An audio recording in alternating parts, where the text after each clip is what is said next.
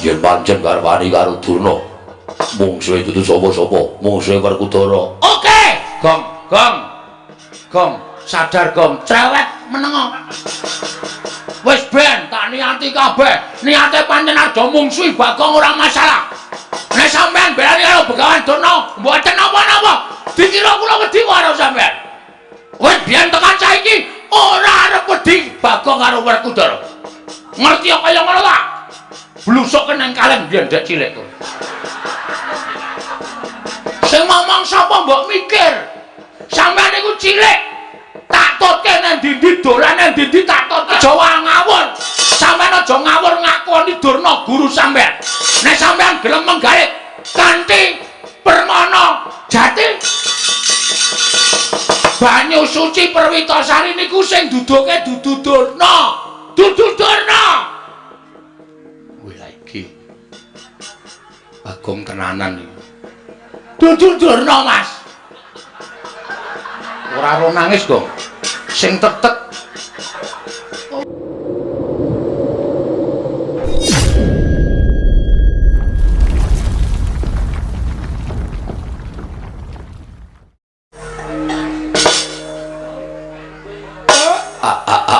Blegegegugeg Sadulita mel kaya dene kejugrukan Wukir Sari kelepaning samudra madu ing atasipun namung sak sudung kula kemawon lah kok kerawuhan priyagung mboten pangling menika pepunden kula para Pandhawa Den sinuwun Puntadewa kula ngaturaken sembah pangabekti kula kunjuk Ndara. Iya Kakang Semar ndak tampa tiba padha-padha Kakang mung salam taklimku wae katur ngersaning Kakang Nayantaka. Nggih kula tampi ndadosaken bombong raos sing manahipun ing abdipun Semar dipun sekecakaken anggenipun lenggah Ndara. Ora kurang prayoga prataning Puntadewana ing Karang Kadempel Kyai Semar Badranaya. Ndara Werkudara wilujeng Den. Wah. Semar yo slamet tekaku. Ora nemu lan sewiji apa. Aku ngaturake basaku katura. Dipol Semar Badranaya. Kula tampi ndadosaken bombong raos sing manahipun ing abdipun Semar. Ndara Janaka kula ngaturaken bekti kula kunjuk nggih Den. Iya Kakang Semar ndak tampa. Ora liwat tiba sepadha-padha Kakang Nayantaka. Nggih dipun prayogekaken anggenipun lenggah. Iya Kakang Semar kaya ora kurang prayoga. Ndara nek kula sedewa bekti kula kunjuk Ndara. Iya Kakang Semar ndak tampa. Ora liwat tiba sepadha-padha Kakang Semar ndak tampa tiba sepadha-padha aku ngaturake salam taklimku katur Kakang Nayantaka. Kula pundi nggo jimat paripe dayanana ing kasantosan. Sami dipun sekecakaken anggenipun lenggah. Nala Gareng Petruk apa dene anakku Bagong. Aja ninggal tata krama dole. Ngaturna sembah kelawan bendaramu ing katemben rawuh iki Nala Gareng Petruk apa dene kowe Bagong. Sinuwun Darma Kusuma kula ngaturaken bekti kula kunjuk nggih Den. Iya Nala Gareng ndak tampa. Ora liwat pangestuku Tampanana Panakawan kula pundi nggo jimat. Dayanana ing kasantosan Ndara Werkudara bekti kula katur. Yo Nala Gareng ndak tampa pangestuku Tampanana. Nggih. Kula pundi Ndara Janaka bekti kula nggih Den. Iya Nala Gareng ndak tampa pangestuku Tampanana. Kula pundi nggo jimat paripe. Ndara kula sedewa bekti kula kunjuk. Iya Nala Gareng ndak tampa. Nala Gareng ndak tampa pangestuku Tampanana Nala Gareng. Lho niki sangat anggen kawula dadosaken jimat dipun sekecakaken anggenipun sambil lenggah wonten ing Datraya Praja utawa ing Karang Kadempel mriki. Ya Nala Gareng ku ya wis ora kurang kepenak praptaku Panakawan. Sinuwun Prabu Darma Kusuma, Ndara Werkudara bekti kula nggih Den. Iya Petruk ndak tampa. Ya Petruk ndak tampa. Ndara Janaka, Ndara Kulasedewa bekti kula. Iya Petruk ndak tampa. Ora liwat pangestuku Tampanana. Petruk tak tampa pangestuku Tambanana, Panakawan Petruk tak tampa pangestuku Tambanana. Kula pun dinggo jimat paripe dayana ing kasantosan dipun sekecaken anggenipun sami lenggah. Ya Panakawan kaya wis ora kurang prayoga. Ya Petruk kaya wis ora kurang kepenak prabaku ning Karang Kadempel. Nuwun sewu Ndara Puntadewa, Ndara Werkudara bekti kula kunjung nggih, Den. Iya Bagong tak tampa pangestuku Tambanana. Ya Bagong tak tampa pangestuku Tambanana. Ndara Janaka, Ndara Nekula Sedewa bekti kula kunjung. Iya Bagong tak tampa. Ya Panakawan Bagong tak tampa. Panakawan Bagong tak tampa pangestuku Tambanana. Kula pun dinggo jimat paripek dayanana ing kasantosan dipun sekecakipun anggenipun sami lenggah. Iya Bagong kaya ora kurang kepenak. Iya Bagong kaya ora kurang kepenak. Prataku ning Karang Kadempel. Nuwun sewu Ndara. Kaget raosing manah kula.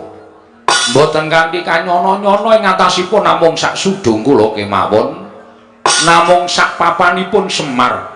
Lah kok kerawuhan para priyagung sami kepareng rawuh wonten ing Karang Kadempel.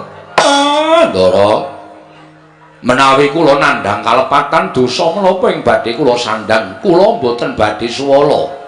Waton wonten dasar kalepatan kula. Upami rawuhipun dika sedaya menika namung badhe paring ganjaran dhateng Semar, lelabuhan apa sing pun kula lakoni. Den, keparing abdipun Badranaya cumadung dawuh Ndara. Kakang Semar, kula wonten dawuh. Aja kaduk ati kadron penampa Kakang Nayantaka sayektine prantaning punta sakadang ana ing Karang Kadempel jumbuh kelawan pawarta ingkang wis ndak tampa. Nalika semana tumuli aku rembugan kelawan kadangku ing Jodipati apa dene Madukara. Wondene gumolong ing rembug nalika semana daya-daya panjenengan ingsun bakal kadherekake sowan ana ing Karang Kadempel. Nuwun sewu. Kabar napa lho Den? Kula kok mboten ngertos malahe. Sampeyan krungu kabar napa babagan Karang Kadempel? Pawarta saindenging jagat wis padha prisa. Bebasan jagat ing nganti kebrebeken marang mandanging Kyai Semar nggone kepengin bakal mbangun jiwa. Kyai Semar malah praptaning Puntadewa ning Karang Kadempel sayekti bakal nyuwun priksa. Mungguh apa ta werdine ingkang wis sinebut bakal mbangun jiwa mau. Muga kepareng ana ambabarana marang punta sakadang. Upama Kakang Semar bakal paring ilmu, upama Kakang Nayantaka bakal paring pewarah, Puntadewa sakadang ora bakal keri nedya nyadong timbalaning Kyai Nayantaka saha yen to dikeparengake sawetara wektu punta sakadang bakal mapan ana ing Karang Kadempel sinambi ngenteni sabdaning Kyai Semar mbok menawa bisa wuwuh undhak ing kawruh bisa mundhak ngelmuning para Pandhawa krana nggone Kyai Semar nedya mbangun jiwa iki mau. Kyai Semar Kyai Nayantaka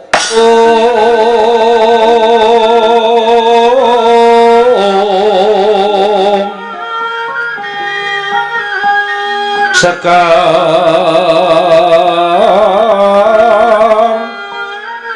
kadung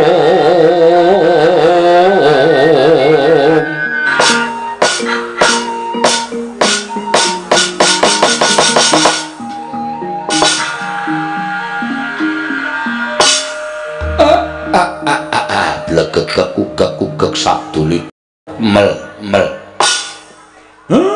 mboten kanthi kanyono-nyono jebul bendara kula Pandhawa menika satunggiling satriya ingkang sami lantip panggrahitane. Nadyan dereng kawiyos sing ngatur nembe ginebeng wonten saklebeting manah kemawon. Lah kok tanggap ing sasmita.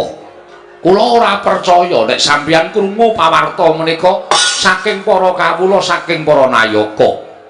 Ning merga sampeyan nggone Mahasing Asamun wekasan saged maos batosipun Semar.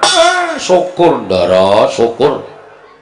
Niku tegese sampeyan satriya ingkang ora ninggal lantiping panggrahita, ora nggunakake tata lair tok, ning sing manggunakake tata batin. Lah niki lho. Niki sing kula senengi enten mriki niki.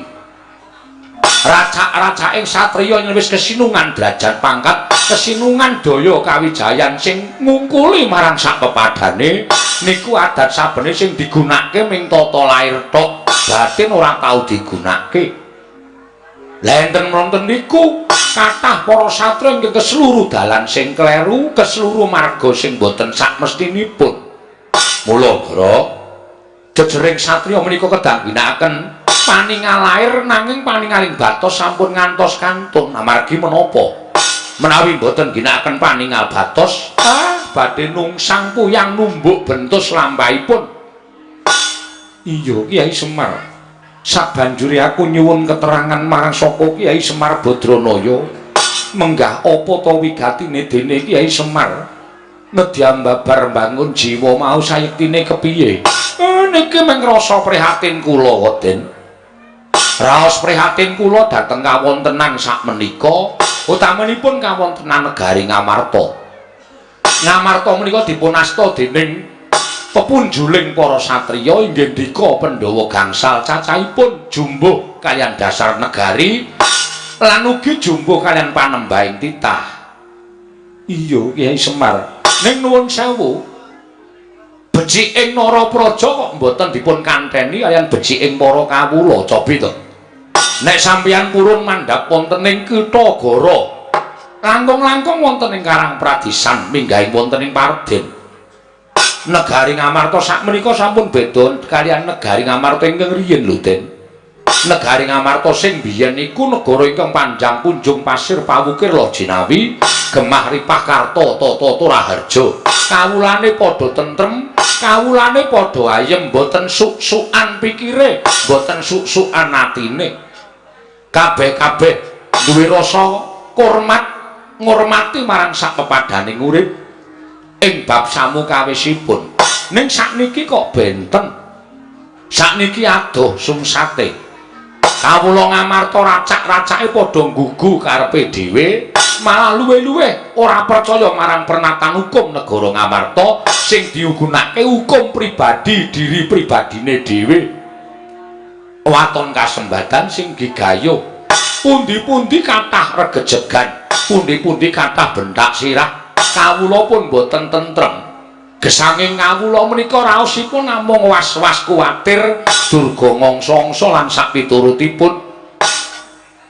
Kawontenan ingkang mekaten menika kala wau nuwuhaken tandha prihatos saklebeting manah kula. Tumuli kula kepengin bangun jiwanipun para kawula supados wangsul minangka dados jejering kawula negari Ngamarta ingkang pitados kaliyan pranataning hukum lan pitados kaliyan menapa ingkang dados gegebeganipun negari Ngamarta. Kiai Semar yo pancen mengkono. Malah aku ngaturake panuwun Kiai dening atase ming sak Kiai Semar nanging banget nggone nggatekake kahanan negara ing Ngamarta. Yen to pancen mengkono panjenengan ingsun rumangsa luput ing atase minangka jejering Nalindra ora mawas marang gelaring kahanan negara Ngamarta ingkang ndak buru amung kanikmataning praja Ngamarta sartaning para nayaka Punggawa dene kawula dina samengko rumangsa dikiwakake dening Nalindra Ngamarta Prabu Darma Kusuma Kyai. Syukur Den.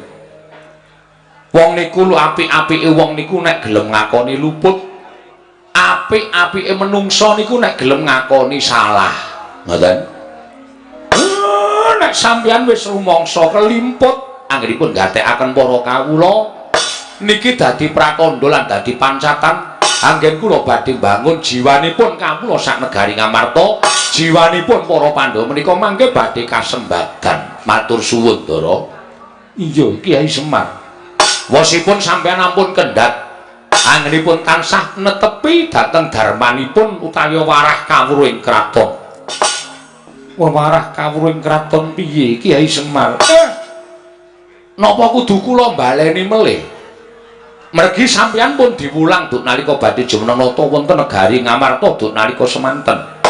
Warah kawruhing kraton menika tanganipun wonten 9 cacahipun. Ana 9 Kiai nggih.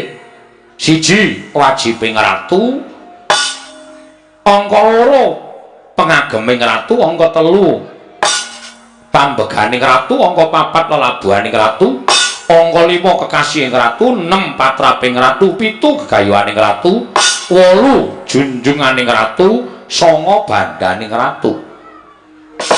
Niki enten werdine dhewe-dhewe waton sampeyan boten ninggal cak-cakan sangang perkawis niku. Kula kinten sampeyan tetep ditresnani dening para kawula. Iya Kyai. Wajibing ratu menika kudu tansah anata haniti hamariksa sarta misesa dhateng para kawula. Menika wajibing ratu. Angka 2 pengageming ratu menika sampun ngantos tinggal marang pakarti sama beda dana denda. Mboten sah kula jlentrehke wong sak donya niku wis do ngerti kabeh tembung sama beda dana denda. Iya. Angka 3 pambeganing ratu sipating ratu kedah saged hamong hamut hamengku sarta hamangkat. Angka 3 lelabuhaning ratu anatepana berbudi bawa leksana animpuna ing aguna amumpuni ing kautaman. Angka 5 kekasih ing ratu tumindak adil bener sentosa lan wibawa. Angka 6 patraping ratu nglunggana watak lan tumindak wicaksana wiwaha wisuda lan wiguna. Angka salajengipun 7 gegayuhaning ratu marsudi mrih hayu hayom hayem lan hangayani. Iya Kyai Semar. Angka 8 junjunganing ratu murih sageta jejeg adeking praja katentremaning kawula sambung memitran liyan praja kerukunaning bebrayan agung. Wondene ingkang pungkasan inggih menika pengageming ratu Nalindra kudu darbe kasekten kesabaran kawaskitan lan kapinteran. Mengkono Kyai sangang perkawis menika menawi dipun agem lan ditindakake kula kinten sampeyan tetep dadi junjunganing wong sak praja Ngamarta. Ning kejaba saka niku sasampunipun sampeyan dados junjunganing wong sak negara Ngamarta tetep mulat karo kahanan negara. Tegesipun sampeyan kudu tansah mulat kaliyan kahananing para kawula ingkang panjenengan caketi sampun ngantos kawula ingkang mapan wonten ing kutha Gorotok ning klebu wonten Karang Pradesan wonten ing Parden pagunungan kedah panjenengan caketi jer menika ugi kawula panjenengan aja banci ndemban siladan sing cedhak ratu mangrangkul sing adoh Nalindra mangsisihke niku mengke dadi srana tetel kapercayaning para kawula. Nek pun tetel kapercayaning para kawula nuwun sewu lho Den, nuwun sewu ampuh dikaya ngapa kekuatan sampean ra iso ngalahke kekuataning kawula. Iya Kyai Semar, aku ngrumangsani nggih. Syukur nek pun ngrumangsani. Kanthi cara mekaten, monggo sakmenika wiwit dipun dandosi jiwaning para kawula srana sampun ngantos panjenengan ginakake Prabaya, sampun ngantos panjenengan ginakake bondo donya ning rasa niku sing luwih wigati. Rasaning kawula mangcaketi. Sing mapan wonten ing Karang Pradesan, sing mapan wonten ing pagunungan mang cedhaki, mang raketi utawa mang dudul penggalihing para kawula. Nek kawula rumangsa dicaketi atine, niku mengke kawula rasa mbok paringi bondo brana picis pun padha sengkut gumregut bangun negara lan mastuti marang pernataning hukum negara ing Amarta. Niku ning nek sampeyan bola-bali menggunakake brana picis niku ateges sampeyan gunakake cara-cara sing luput. Merga brana picis niku iso ngajeni sawijining wong. Iso Ndara, saged pendak-pendak sampeyan paring brana picis, pendak-pendak sampeyan paring dedana dhateng kawula. Kawula saged ngajeni sampeyan ning nuwun sewu sing jeneng bondo niku iso entek. Nek bandane entek sing mangkeki brana picis sing ngajeni karo sampeyan wau nyedak mawon mboten. Nyedak mawon mboten. Sampeyan iso ngitung pira cacahe rewang sampeyan, sampeyan iso ngitung pira cacahe rowang sampeyan, mitra sampeyan iku nek sampeyan cilik lara gedhe tekaning pati niku lagi iso ditonton pira cacahe kanca sampeyan. Sing tilik karo sing layat. Pun niku tok. Iya. Mengkono Kyai nggih. Mula dadi satriya niku utawa dadi Nalindra niku wajibe kudu loro dinggoni kabeh. Loro dinggoni kabeh tegese kepiye? Tresnani karo diajeni nek iso niku dienggo utawa iso digunakake utawa dilakoni. Mergo nek ming diajeni kaya kula crita wau, nek wis entek bondo sampean blas ora bakal diajeni. Ning nek ditresnani, niku luwih dhuwur derajate mbangane diajeni. Mergo nek ditresnani niku arepa nuwun sewu. Sesuk kala mangsa panjenengan niku wis mboten wonten ning kuburan sampean diparani sanak kadang mitra kawruh tangga teparo dijalukke ngapura karo sing gawe urip niku tegese ditresnani. Ngoten? Nek pun ditresnani ngonten niku kepenak uripe ning carane supaya ditresnani niku sing angel. Paling ora kudu tata rasa, tata bondo, tata raga lan sak piturute, aja seneng mutangke budi. Aku labuh karo si A, aku labuh karo si kae. Sesuk muga-muga nek aku kerepotan dilabuhi. Lah niku jenenge sampeyan tumandang ning mutangke budi kanthi ikhlas. Mboten sanduwe pamrih napa-napa.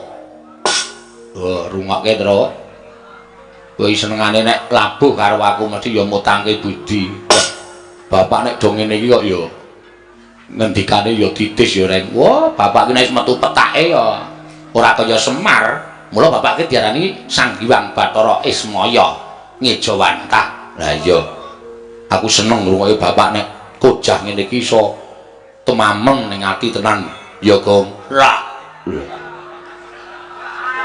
Kok ora piye to? Aku iki Semar omong ngene ora tau percaya to. Aku kowe meneng wae ndangkung isra ndara-ndara Pandhawa do rawuh mrene. Kowe do percaya ora masalah. Nah aku ora kok. Nek Semar ki mandi omongane kowe aku wis sugih wingi-wingi. Nyatane seprene ya ijik kere kaya ngene kok. Weh. Ditresnani karo diajeni. Loro-lorone kudu dicakup wae lah. Ora arep tak gagas. Ya aja ngono ya. Iki arep dikaya ngapa iki bapak ngono lho. Mesti nek ngendika ki kadang kala ana mandine. Menungso siji lan sijine iki jarene duwe kodam dhewe-dhewe. Kodam apa? Kodam ki nek omong sok mandi. Kala mangsa kowe ngelokke bocah kandhane ngeyel, njungkel ning dalan. Njungkel tenan bocahe. Nek bapak omong Bagong ora manut kere selawase. Weh, wis suwe nek le kere iki. Ora usah nganggo kodam wis ra duwe apa-apa. Nuwun sewu mboten sadirungokke omongane anak-anak kula. Wedhus-wedhus niki pancen angel dikandhani. Pun dinengke mawon mboten sapripun-pripun. Ya men aku gumun ya, Tru. Gumun apa? Ndara-ndara Pandhawa ya do meneng kabeh dingendikani bapak. Bapak omong rena-rena Ndara Puntadewa ya ndungklu, Ndara Werkudara ya Ndara Werkudara kok gek turu to. Ora. Kok merem mripate? Aku ora merem, caedan. Syukur kowe krungu wonge ra. Lah ketahe kaya kedap-kedip ngono nek ngantuk barang. Ora kaya Ndara Janaka ya ndungklu, Ndara Nekulasedewa ya kendelan. Wah, jan. Ha iya, iki bapak ndek niat apa to? Bangun jiwa. Bangun jiwane sapa? Bangun jiwane kawula sak negara Ngamarta. Bapak iki prihatin kawula Ngamarta saiki rusak kahanane, ora tentrem, ora ayem. Lho, kowe ngerti to sok maca Quran? Perkara dit 10.000 nganti paten-patenan, perkara dit 20.000 nganti paten-patenan. Ha kuwi bapak sedih, kok kawula kok ora tentrem, kok ora duwe rasa semanak antara siji lan sijine. Mula bapak pengen bangun jiwane para kawula. Oh, ayo wis. Ya muga-muga sukses. Ayo. Ya meng nek dandani aku sing ora iso. Mergane tak paido. Nek meng Semar iki ora bakal tak gugu. Ora arep dandani dapurmu aku. Modar ya sakarepmu. Kandhani wong tuwa senengane ngeyel.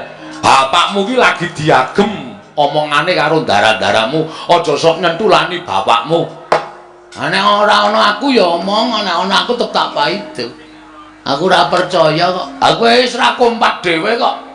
Ra kompak piye? Anak-anake rupane do apa abang enom kowe kok brom dhewe kowe coba. Apa ya nganggo kompak, jeneng Panakawan ki seragam. Ora kok ndeweki. Iki kudu nganggo iki. Nek ora nganggo iki kok ndak dukani. Sapa sing dukani? Sinuwun Prabu Darmakusuma. Merga sinipun Prabu Darma Kusuma wis sasmita karo aku kudu nganggo iki. Oh ya wis nek ana sing dawuh ya wis. Kyai Semar, kula ndara. Kanthi cara mengkono Puntadewa nyuwun lawan Kyai Nayantaka. Nggih, keparengipun tuntunan laku ning Pandhawa supaya bisa mujudake negara ingkang kaya wingi uni Kyai Semar nadyan kudu apa wae ingkang katindakake upamana sarat-saranane paringa pangandika kadangku papat ora bakal wegah nggone budidaya golek sarat-sarana. Wah, Semar yo yen pancen Pandhawa bali kaya wingi kudu ana sarat-saranane paringa pangandikan. Monggo aku ingkang bakal golek sarat-sarana supaya iso kasembadan penjangkaning Semar nggone bakal bangun jiwaning kawula sanegara Ngamarta Semar Badranaya.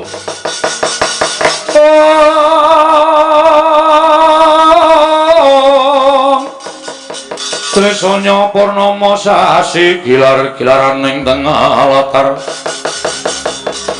Gilar-gilaran ing tengah latar milang lintang Bima Sekti.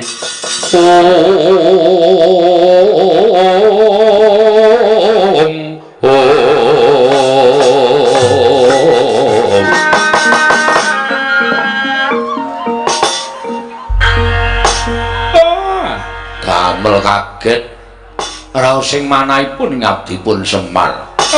Lah menika rak mboten mangling Penembahan Durna ing Saka Lima. Penembahan kula ngaturaken sembah pangabekti kula kunjuk Penembahan. Kandhap lekuduk suwal gembol Semorante wela. Ya Semar kowe ngaturke bekti karo aku wis tak tampa ora liwat pangestuku Tampanana ya Semar. Nggih kula pundi nggo jimat paripe dayanana ing kasantosan.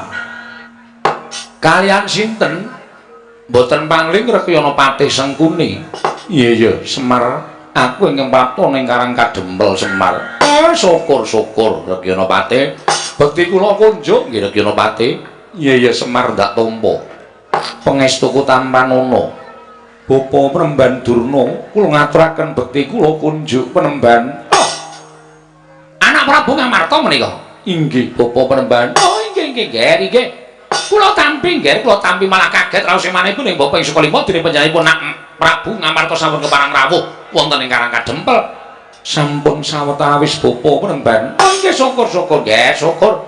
Dipun sekecaken anggenipun lenggah.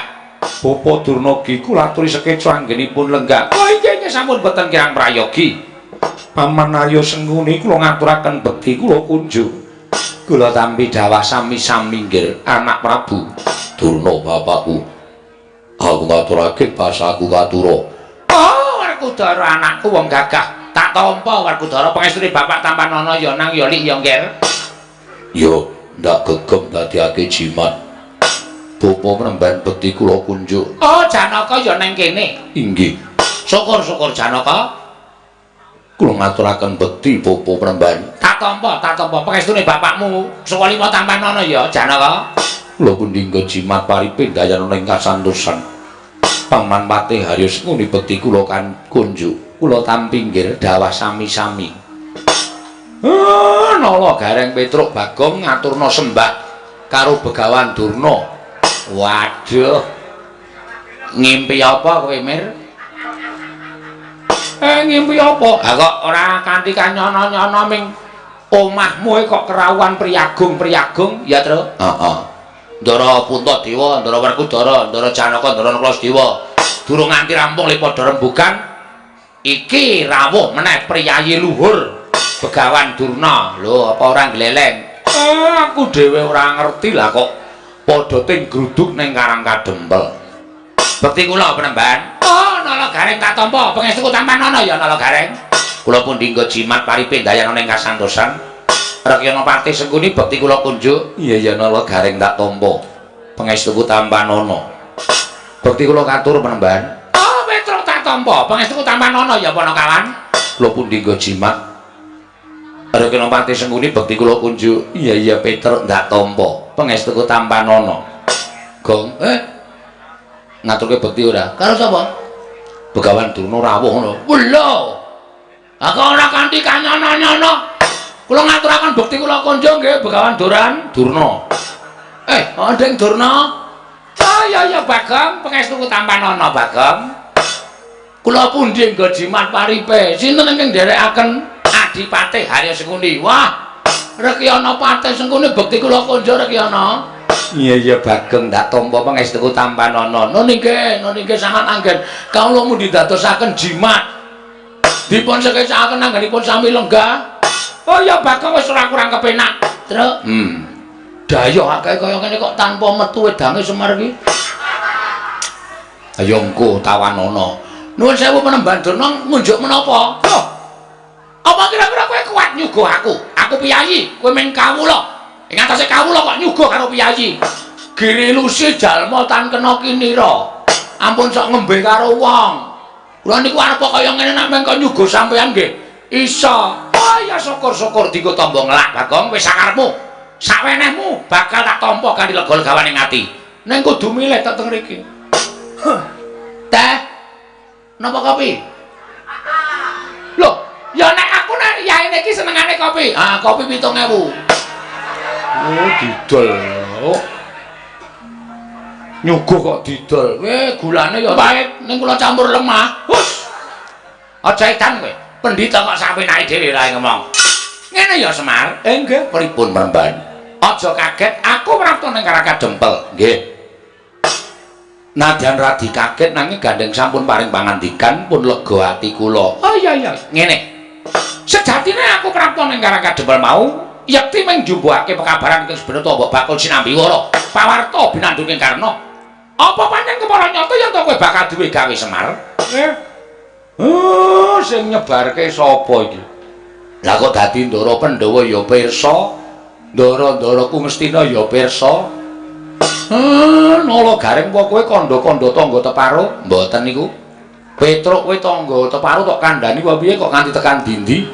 Mboten, Pak. Kula nek didhawuhi ora kandha sapa-sapa ya ora kandha sapa-sapa. Bagong apa kowe kandha sapa-sapa? Ora, Pak. Mbok sumpah. Ming ratan gedhe tak nahi plakat gedhe banget. Semar arep mbangun jiwa. Membutuhkan dana secepatnya ngono ya, Tru. Bagong pancen cah ngeyel tenan ya. Kowe ayo mbok menawa sing nyumbang barang. Anjir arep nampani aku. Oh, tanggo ngopo? Tanggo ngeramik omahku kae. Oh, keramik omah yo Semar sik dibutuhke ora. Sampean kok preso? Loh, Semar kowe wong kondang. Arep kowe derajate ngaceplek, arep kowe wong loro sauda telu saurupan. Kowe iki meng kono kawan. Nuwun sewu kasarane kowe iki ming batur. Ning saben-saben kowe duwe gawe, jagat iki persasat nganti keberbegen marangmu mandangi Semar Badranaya. Nggih. Apa pancen kepara nyata yen kowe bakal duwe gawe ya kuwi mbangun jiwa. Nggih. Niku ming lagi niat kok. Ming lagi karep. Durun kula tekake sedya. Ming lagi karep lagi kula nam-nam enten ati ning kok kula kaget. Sedaya sampun sami prisa. Loh, aku ora wis omong karo kowe to, kowe iki wong kondang mula nek arep duwe gawe apa-apa kowe iki mesti tekan kono-kono iki padha ngerti ta. Dene apa to sababe aku suwanu ning Karangka Dempel iki mau pancen diutus dening Sinuwun Prabu Duryudana. Supaya aku suwanu ning Karangka Dempel. Wigatine ora ana lali kejobamu. Apa yang dadi sediamu mau pancen apik, pancen becik Semar. Pancen apik. Kowe iki jejering pamong, kowe iki jejering titah ingkang anyarira Jawata, ya kuwi Sang Hyang Bathara Ismaya. Mula yen to kowe kepengin bakal bangun jiwa. Mau, pancen wis satrepe, pancen wis bener, pancen wis pas. Ya mong ngene ya Semar, kersane anak Prabu Duryudana nggonmu bakal babar ngelmu mau ora dikeparangake ning Karangka Dempel, ning dikeparangake ana ing negara Ngastina. Mula prataku ning Karangka Dempel iki, ingkang wigati supaya mboyong marang kowe prapteng negara Ngastina. Kowe mengko ning kono diunggahke ning mimbar. Sawise kuwi terus kowe kojak supaya iso mbangun jiwane, dani jiwa ragane supaya bali marang pakarti ingkang sarwa becik lan apik Semar. Nggih. Matur sembah nuwun tanpa pepindhan. Dene amung sak karep kula kok. Sinuwun Ngastina ngantos kados mekaten. Ning nuwun sewu. Kula niku ora arep kojah, kula niku ora arep wewarah dhateng sinten kemawon. Kula niku ora arep ngumbar ngelmu utawa menehi ngelmu napa-napa kemawon. Kula niki wong sekeng, kula wong ora duwe, kula wong melarat. Ngelmu kula ya mung ngelmu celimen kemawon. Hah, napa to sababe kula ajeng bangun jiwa niku kula kok ora bangun jiwane wong sak donya niku mboten. Kekuatan kula niku sepinten. Nek kula mbangun jiwane wong sak donya, ming sak Semar kok ajeng bangun jagat niku terus kula napa ngembari panguwasaning Gusti Akarya jagat. Mboten ajeng. Sing kula karepke mbangun jiwa niku kula pengin bangun negara Ngamarta jer. Karang Kadempel menika kebawa keperintah negara Ngamarta. Mula sing kula penke nggih negara Ngamarta. Dados nek Begawan Dunarawuh meniki kalian Prakyana Patih Sengkuni pengin boyong dhateng Semar Badranaya. Kula kok kon bangun jiwane Kurawa niku sing ajeng kula bangun nggih napa to, Pi? Kurawa niku pun boten kurang-kurang derajat pangkat duwe bondo seprapat jagat darbeking Sinuwun Duryudana. 7 turunan boten entek. Dinggo dolanan kalih adi-adine kabeh nggih menika Sata Kurawa. Terus sing ajeng dibangun apa? Kula tak takon. Nek kula teng negara Ngastina niku ngibarate kaya dinguyahi segara. Teng mriku nggih pun lenggah pandhita ingkang kondang monyor-monyor inggih menika peparab Begawan Durna. Lah mung perkara kojah wewarah kawruhing urip kok dadak gotong kere saking Karang Kadempel terus pujangganing Ngastina sing nami Begawan Durna niku nuwun sewu gaweane napa? Kula tak takon. Sing kudune dandani para Kurawa niku sampeyan dudu kok kula. Merga Kurawa niku murid sampeyan. Kurawa niku siswa sampeyan. Anane siswa kok ora apik, murite kok ora becik. Lah niku sing ditutuk ya gurune. Piye le mulang muruk karo murite? Ngoten. Ampun kok kula sing dandani. Sing gawe dudu kula kok sing dandani kula. Niku nek carane wewangunan utawa carane omah sing gawe dudu kula, sing dandani kula. Mengke usuke kurang gedhe, renge kecupeten. Mboten iso dadi dipasangi gendeng ya ora apik. Ngoten. Nek sing damel sampeyan sing dandani ya kudu sampeyan. Mula nuwun sewu. Niat kula mung ajeng dandan-dandan negara Ngamarta. Sakliyane niku dudu tanggung jawab kula. Semar niku wong kekuatane winates, ora kaya sing gawe jagat, ora kaya Gusti, ora kaya dewa. Kula niku senes dewa, kula mung titah sewantah. Ngoten. Mula nek Begawan Dunarawuh mriki ajeng boyong Semar, nuwun sewu kula mboten saged. Kula dereng saged. Mergi siji niku dudu kewajiban kula, loro kula mboten iso pripun-pripun mangke nek tekan negara Ngastina. Malah kula iso disoraki dening para kawula sak negara Ngastina. Wong ilmu kula niku mung ilmu celimen. Ngelmu kula niku mung ilmu cethek. Ngelmu kula niku dudu kawruh kapanditan, dudu kawruh kabrahmanan, luwih-luwih dudu kawruh kadewatan. Mila Den, Ndara kula Begawan Durna kula nyuwun pangapunten menawi jengandika Penemban Dunarawuh wonten ing papan mriki. Badhe mboyong kula nek kula kon supaya teng negara Ngastina dandani para Sata Kurawa Blaka Suta kula ora iso, kula ora tekan. Ndak malah mengke ngebot-boti pikiran kula, sampeyan mang kondur kemawon. Sampeyan mang bali kemawon. Mang matur kali Sinuwun Prabu Duryudana, nek niku dudu gawean kula. Kula tak ngrampungke lek kula dandan-dandan negara Ngamarta riyen, Ndara.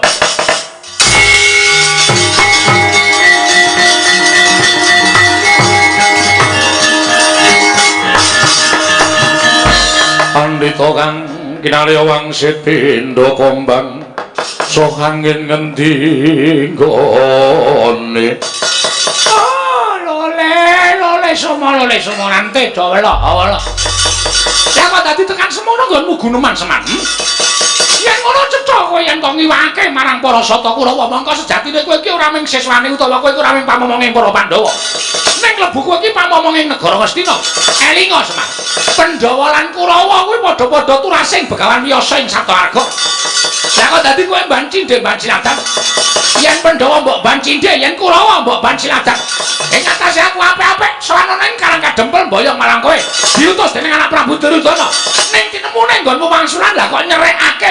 Begawan Durna. Nyerekake atining Begawan Durna. Mangke riyen kula nyerekke nggo napa? Kula omong niku kanggo kula tata.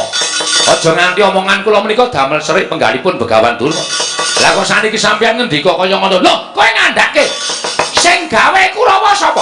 Kurawa mbiyen ibarate kaya dene wadah ingkang suwung. Sing iseni Begawan Durna, tak iseni ngelmu sing apik-apik.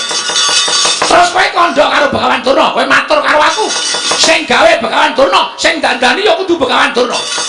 Yen ngono terus Pendhita Ngastina kuwi gaweane apa? Nek perkara dandani Kurawa kok dadak kongkonan karo wong Karang Kadempel. Coba aku tak takon karo kowe. Apa kaya ngono ora nyerek-nyerekke ati?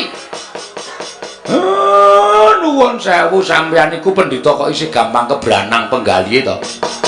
Sampeyan iku pendhita kok isih gampang nesu. Monggo pendhita niku watekane tanduk aris ulat manis ing cipta demen tetulung. Adoh penggawe cidra. Ngalah tananggunggung diri gawe senenging liyan. Niku wateking Brahmana. Nek sampeyan nganggo serban kethu sarwa putih mongko durung iso ngleksanake sifat sing kula aturke. Mboten sang nganggo kethu sampeyan. Ngangge caping mawon. Sampeyan durung iso nglakoni minangka dadi Brahmana ketitik sampeyan gampang murup atine. Gampang murup penggalihe. Nuwun sewu, Ndara. Nek sampeyan kaya ngoten niku wis memper nek Kurawa pancen pambegane sasar susur. Kurawa pambegane angkara murka. Kurawa niku sewijining wong sing wis ora iso didandani. Lah pripun? Lah wong gurune watake kaya ngono. Napa meneh Kurawane? Kowe aja wangu gawe ngawur. Sing marai Kurawa elek kudu Begawan Durna.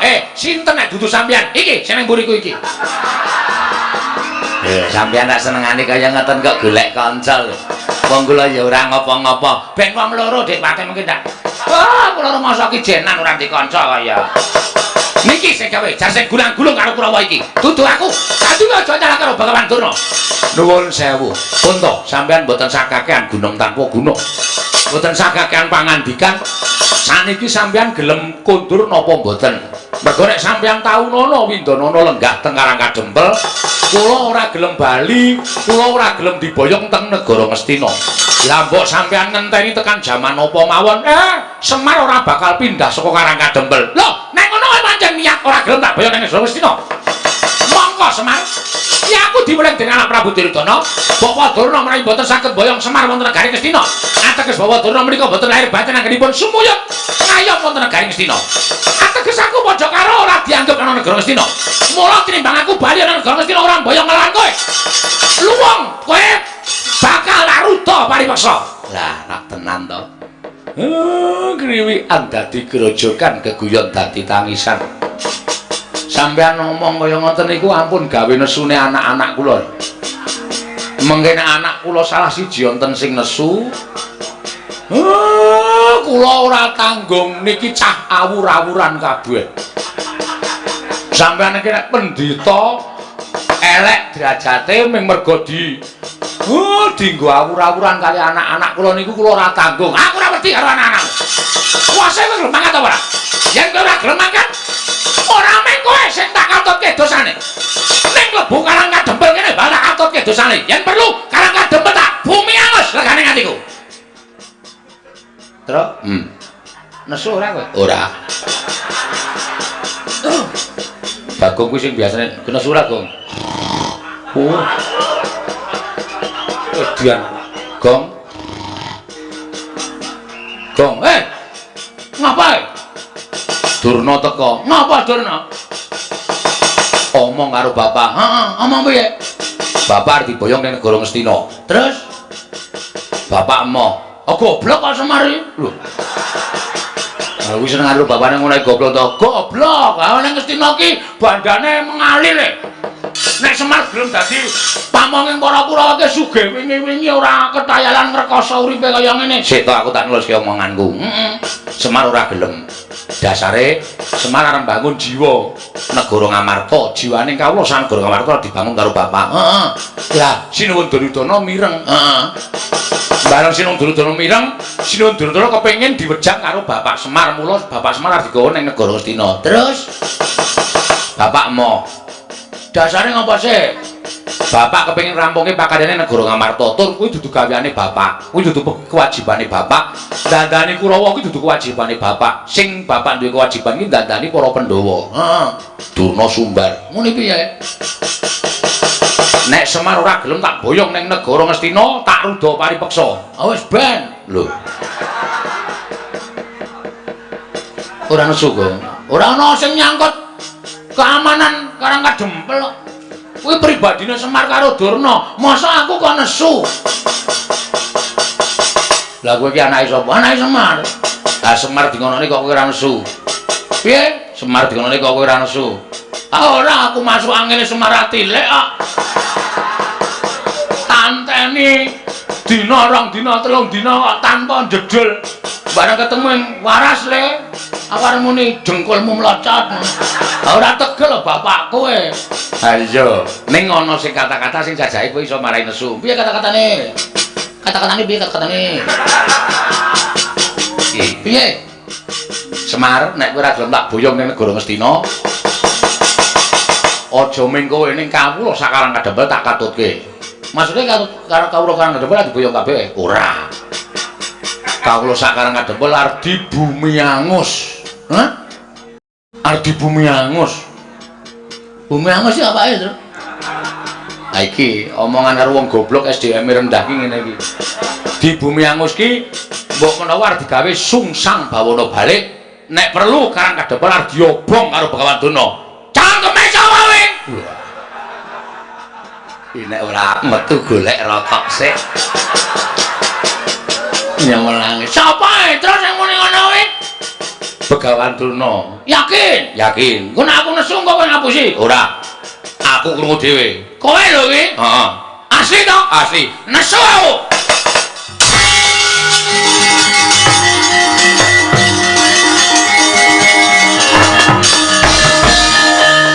Nun sewu penemban lajeng nyuwun prisa. Heeh, kowe takon apa? Sampeyan ngomong nek ajeng Bumi Angus negara utawa Karang Kadempel. Ha niki nocoke omongane Petro daripada kula wis kebacut nesu kula dapusi Petro. Lah kula isin. Nek pancen nyata niki mungsuhe dudu sapa-sapa ning kula sampeyan kudune ngerti. Dina Senin Demben kula niku dilantik dadi ketua pemuda Karang Kadempel. Dadi nek sampeyan ngrasani ketentremane Karang Kadempel niku padha karo sampeyan ngilani jajane Bagong. Ngandel ora. Anakku nesu. Aku nesu ora mbelani kowe aja GR. Mbelani sapa? Mbelani bumi utah getih kowak. Karang Kadempel ki bumi kelahiranku. Karang Kadempel ki bumi utah getihku. Aku jejer putra bumi. Nek ana wong sing arep gawe cintrakaning bumi kelahiranku, sedumuk bathuk sing nyari bumi. Ora nyawang sapa-sapa. Arep kuwi aja kok menungso. Dewa medhon aku ora wedi. Oh, cangkeme kebablasen kuwi. Mun ana dewa medhun tenan. Wah, aku tratapan ya, Tru. Ora kaya ora. Ya wis ora dewa wis. Anjur wedi ora. Aja kok menungso, demit aku ora wedi. Wo sidane demit sidane. Ora dewa, nyemelangi enak dewa. Nek medhun tenan, Bagong jabut nyawamu. Modar tenan aku. Loh, saiki karepmu piye? Loh, saiki kula manut karo sampean. Nek sampean ajeng boyong Semar, Semar ora gelem niku pribadi perkara sampean karo Semar. Ora masalah. Monggo dirembuk cara piye ora masalah. Nek sampean aja nganti ngatutke Karang Kadempel. Ngono. Aja nganti ngatutke Karang Kadempel. Semar kuwi kami tuane Karang Kadempel. Ha sing do ngakoni. Loh, kowe ora ngakoni bapakmu kami tuane Karang Kadempel. Kula niku anake ora percaya karo Semar. Nek Semar diganggu gawe mongko menyangkut suasana ketentraman Karang Kadempel ya maaf terpaksa kula wani karo sapa wae. Yen ngono kowe wani karo Begawan Durna. Lho, amen kowe kok dur. Aku kowe Sumbar muni piye ngono kowe wani karo Begawan Durna. Rangkep apa itu ora bakal tak tinggal loncat. Kowe lho ngerti Bagong nek wis nesu kok. Rumangsane. Iki tengike ra jamak-jamak. Piye to Le? Wis meneng apa? Loh, nek ngono kowe dadi palange Begawan Durna. Mepalangi aku mergo kowe ngrasani karang kajembel kok. Kowe aja pisan-pisan ngrasani karang kajembel. Nek kowe ngrasani karang kajembel dudu ajanging Semar. Kowe iki mau apa ya jenenge? Ora to ya kowe. Ngono apa maksude? Dudu Semar sing ngadepi. Dudu Semar sing ngadepi. Ning Bagong diajane Bagong sing dienggo ajanging peperangan. Wah, edian. Gleleng tenan cah iki. Ya kuwi. Durna iki biasane sok nggawa Kurawa. Durna ra temandang sing maju Kurawa. Kowe nggo Kurawa? Heeh. 100. Mbok dilongi. Wong Kurawa 100 kok ngelongi. Wong nantang kok bareng krungu ana Kurawa 100 kok tratapan ora. Aku ora bakal mundur sejangka. Nek mungsuh Begawan Durna ngendi papane wong neter kanthi dayan. Wah, panas maring jajaran suretane bawana. Yen ngono Bagong sing palangi niate Begawan Durna. Ayo, kowe ngecap pirang dina? Kowe ngecap apa? Ora bakal dadi karo cak. Mati Begawan Durna musuh Bagong luwung ora urip nang alam padang. Oi, cewek.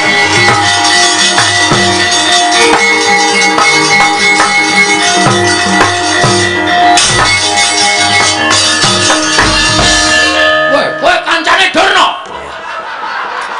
Kok ora ngawur kowe iki. Kurawa kok dunake kancane to ngeplak aku kowe. Wah, caidan. Kowe ngerti ora? Ora. Ora ki tak kandhani ora sawangsulan sik. Kowe ngerti ora? Ngerti. Aja wangsulan sik. Oh iya. Ora Kang Seno. Kowe ngerti ora? Napa? Durna wis apa? Durna ya Durna sapa? Engko tak ngomongke Durna kuwi Duryudana ya ora bener. Durna ya Durna. Ora ana Durna liyane iki mau ya Durna. Yen kowe ora ngerti tak kandhani. Heeh, piye? Wah, ora basa. Oh iya lali. Nggih pripun? Aku bisa nesu ngene iki saka-saka ora tak basane. Saya saka-saka pangan kabeh soalé. Durna kuwi guruku. Lho. Wis lulus durung? Aja edan. Durna kuwi guruku. Yen kowe wani karo Durna, bapakku padha karo wani karo Werkudara. Saiki ora usah mungsuh Kurawa. Aja mungsuh Durna, mungsuhe Werkudara. Kowe wani nendang Durna bapakku. Aku sing ora nrimake. Kowe ngapa ta iki? Mudhar kowe. Wis masalah Gong, asli iki wis. Aku ya kemanen kudune nyawang kiwa tengen sik. Ana sapa, lenggah sapa lagi wani. Aku ora nyawang banyu suci Perwitasari, Ndara Werkudara kuwi sing maringi sapa? Begawan Durna sing nuduhke dalane Kayugung susuhe angin sing maringi sapa? Begawan Durna. Mula Ndara Werkudara iki nganggep Durna iki bapakne. Ha kok kowe wani karo Durna? Ups. Guayane ups barang. Agi kelingan aku. Jeng nggih nyuwun ngapunten Esmosi. Apa? Esmosi. Esmosi iki apa? Nesu, emosi kula. Oh, cerewet banget ya. Gak idune muncrat-muncrat. Neng rayu sondol nganggo. Niki mbiyen iki kulino bal-balan soalnya iki heading. Langsung kontal Durna. Wah.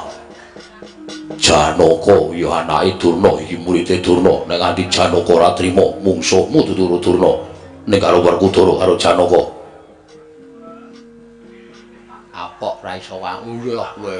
Ora klorok mripate. Kalah cacak menang cacak kok. Terus maksudsu Wale maksud lu yen pancen garwani karo Durna mungsuhe dudu sapa-sapa mungsuhe Werkudara. oke gong sadar gong cerewet menengo wis ben tak niati kabeh niate pancen aja mungsuhi Bagong ora masalah nek sampean belani karo Begawan Durna mboten napa-napa dikira kula wedi karo sampean wis biyen tekan saiki ora arep wedi Bagong karo Werkudara. Ngerti kaya ngono ta? Blusuk keneng kaleng biyen dek cilik kok. Sing ngomong sapa mbok mikir? Sampeyan niku cilik. Tak totke nang ndi-ndi dolan nang ndi-ndi tak totke nganti sirah tanggo sikil, sikil tanggo sirah. Manggagas lelabuhane Durna karo Bagong gedhe sapa? Rarane ati. Lho piye kae nesu kok nangis? Kok nangis, Gong? Ngelek. Oh. Terus semangat le. Oke. Semangat. Rumangsane wadake. Hah? Aku tak takon. Terus sampean tak kandhani nggih. Aja ngawur. Sampean aja ngawur ngakoni Durna guru sampean. Nek sampean gelem menggawe kanthi permana jati banyu suci Perwitasari niku sing duduke dudu Durna. Dudu Durna. Wih lagi. Bagong tenanan iki. Dudu Durna, Mas. Ora ro nangis, Gong. Sing tetek. Banyu suci Perwitasari iki mergo apa? Kepercaya sampean karo Begawan Durna. Apa-apa niku nek dilambani percaya mesti bakal ketekan sedane. Nek sampean ora percaya, mang takon karo Patih Sengkuni. Durna ngomongi ning Gunung Candramuka, ning Guwa Sigrangga, ning Alas Tik Brasara, sampeyan ketemu karo Bathara Bayu, karo Bathara Indra. Entuk inggih menika Kyai Bargawastra, ya ta? Ha. Kuwi mbiyen jane Durna ora nunduke papane, ning Durna kepengin ndlomproke sampeyan teng juranging pepati, ning mergo sampeyan percaya, ora tekaning pati, malah entuk nugraha. Satu. Mbah. Bagong kok ngerti ya? Ngerti wae. Angka loro. Sampeyan arep dipateni karo wong Astina. Srana arep dicemplungke teng segara. Karo Begawan Durna. Ning mergo sampeyan percaya karo Begawan Durna. Sampeyan teng segara ora mati malah ketemu karo Sang Mahardi Kengrat. Ya Sang Ruci Bathara. Sampeyan entuk tirta pawitra mahning suci, ngelmu kasampurnan, manjing suruping pati, sastra cetha paripurning wangsit. Edian. Bagong kok kaya ngono lho. S2 e. Waduh. Kabeh mergo sampeyan percaya, ora kok Durna sing duduhi. Ha kok seprene sampeyan sing duwe kapercayan, nek sampeyan iki sing duduke Durna, salah, Bong. Bong pahit. Dhuwur ngambung kisor kecil. Oh, tante. Ngawur. Ha. Mulia saiki. Mulia, apa kabeh lelabuhane Durna? Mboten. Ora, Durna iki ora duwe ngelmu. Kapinteran, Durna iki ora duwe ngelmu. Kawaskitan, Durna iki dudu dununging wahyu. Ning Durna niku gurune wong perang. Nika gurune wong perang tok, Til. Ora ana kawruh napa-napa. Nek sampeyan mulang perang Durna, kula lagi percaya. Nek tirta pawitra maning suci kok saka Begawan Durna, itu bohong besar. Dene sampeyan durung percaya lan masih sanksi dengan kata-kata, Bagong silakan naik ke Mahkamah Konstitusi.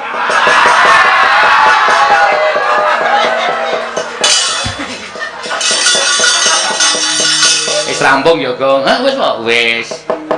Oh, muni ana iki. Kowe kok ngerti saka sapa? Iki apa? Iki Vespa iki? Vespa ndasmu kuwi. Ora nesu. Ha kaya Vespa tenan ya, Mas. Iki kaya plentronge. Oh, iki kaya ngarep kae bemper ngarep. Iki sedele nang kene. Busine ngupil ora? Ora. Nek ngupil tak resikane ora tak cocok ndulmu. Busi wis ora kanggo gawe. Disetater ra tau. Tak kono wis. Iki sing ngomong. Dadi sampeyan aja banget golek sampeyan ngendika kaya ngoten niku anggepe kaya njur menang-menangan dhewe. Apa anggepe sampeyan nganggep Durna bapak niku ana batine apa? Ora ana. Sesuk ora urung sampeyan iki mung mungsuh bapakmu dhewe. Mungsuh Begawan Durna. Monggo sampeyan tresna karo Begawan Durna, sok Bratayuda sampeyan bakal dipateni karo Durna. kok ora kaya bengi iki kaya cerdas men to cah iki. Ya kala-kala Ren. Kala iki pokoke aku 3 sasi adol Bagong.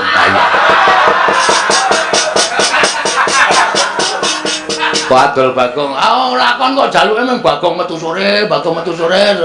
Mbok aku lagi dadi rol taun iki ya ora apa-apa. Ya wis ben. Pun man gagas. Nek pancen mang timbang-timbang omongane Bagong niku salah, mang nutuh Bagong. Kabeh niku bener dan fakta dengan apa? Apa jenenge to? Ngerti sarta omongke apa? Oh jenenge ala apa? Jenenge sprinter. Kuwi Vespa. Apa jenenge? Fakta dan kabulasi. Kabulasi nyetrum ndasmu iki kok. Kabulasi nggo montor kok kabulasi. Wis ngono wae. Nek dikira omongane Bagong salah.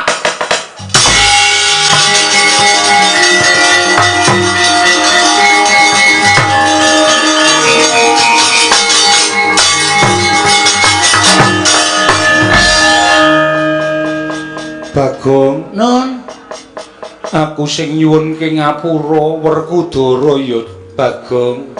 nah iki piye mbok ngene iki? Bagong, aku suwunke pangapura. Bagong, ayo derekno aku tuku sikat gigi. Oh wis tau dijak kok. Wis aku perlu Ndara Puntadewa ki Nalendra ora tau perang, ora tau nesu mung blonjo. Anggere ana Indomaret mandeg. Sing ngrasake nggih, ngapunten kula kepeksa ngonten iki merga kula mung dunungke mawon kok sinuwun. Iya iya. Bagong ngaturke panuwun tanpa pepindhan Werkudara. Nggih. Ana tetembungan bathuk bolo isi madu. Ya mung pana kawan Bagong. Ing satemene wis bisa narbuka penggali ing siadi. Mula aja banget-banget nggonmu tansah ngegungake apa kang dadi penemumu kuwi penemu sing paling bener. Wah, ya wis. Werkudara, Apa? njaluka ngapura karo Bagong, kowe salah. Kae wong tuwa, kae sing momong kowe mundhak mengko uripmu sasar susur lan kuwalat. Bagong. Apa? Wah, iki arep aleman iki. Ya aleman ya aleman. Terus men gagar otak. Aku entuk masak sithik kowe iki. Mangsaku kok. Ndara Werkudara iki le nimbali witerangan Bagong wis alus ngono ngopo. Arep tak gawe angel kok ya men. Lah kono ya sak penake dhewe. Bagong, Jarine mbarep kakangku. Kowe bathuk bolo isi madu, Bagong aku kleru.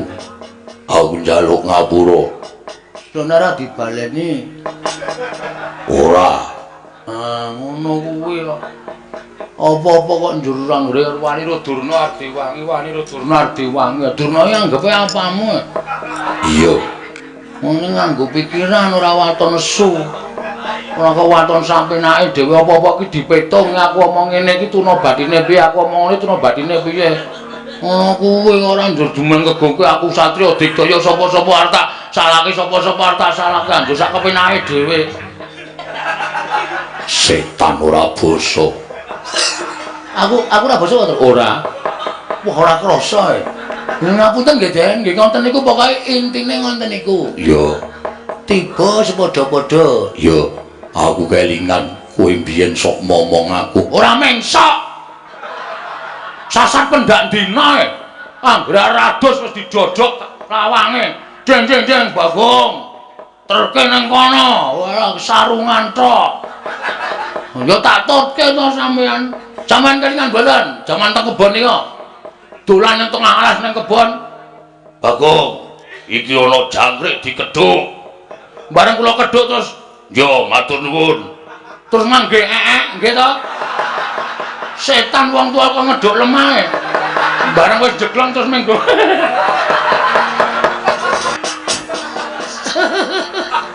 Asem ya.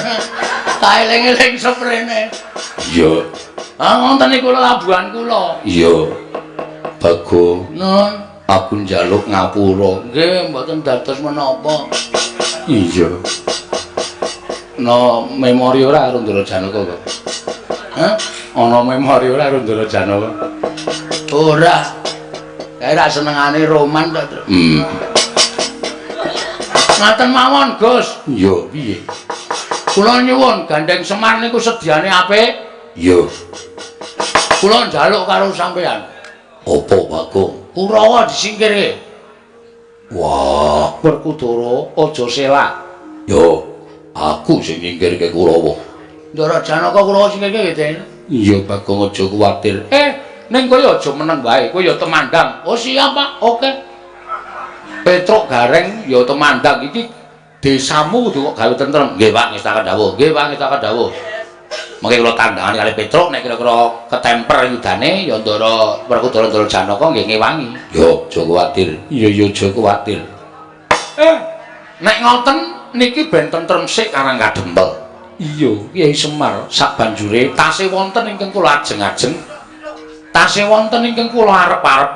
sapa sing mbok arep-arep Lan sapa sing mbok ajeng-ajeng utawa mbok arep-arep praptana ing Karang Kadempel Kyai Semar? Mboten sanes sinuwun Darawati kali sinuwun Mandura menapa ta sebabipun kekalih menika mboten saged pisah kalian para Pandhawa. Margi menika tasih turas Mandura. Menika ugi wonten sambung darah kalian para Pandhawa. Mila mangke kula badhe jangkepaken Pandhawa lan sederek-sederekipun sedayanipun menawi sampun jangkep nembe kula wiwiti jinurung kali ndara-ndara kula Pandhawa anggenipun bangun jiwa. Ya to Semar yen to pancen mengkon aku mung kari manut. Ndara Puntadewa monggo kula dherekaken manjing Bale Wisma sak Pejagong Caturnetra kalih kula. Iya ayo tak dherekake Kyai Semar. Ndara Werkudara Ndara Janaka kula nyuwun ketentremaning Karang Kadempel. yo Semar aja kuwatir. Monggo aku tak kongkonan anak-anakku. Ya Semar aja kuwatir monggo aku tak kongkonan anak-anakku. Petruk Gareng Bagong Kateman Karang Kadempel reksanan. Nggih Pak, ngestaken dawuh. Nggih, Mas. Ngestaken dawuh.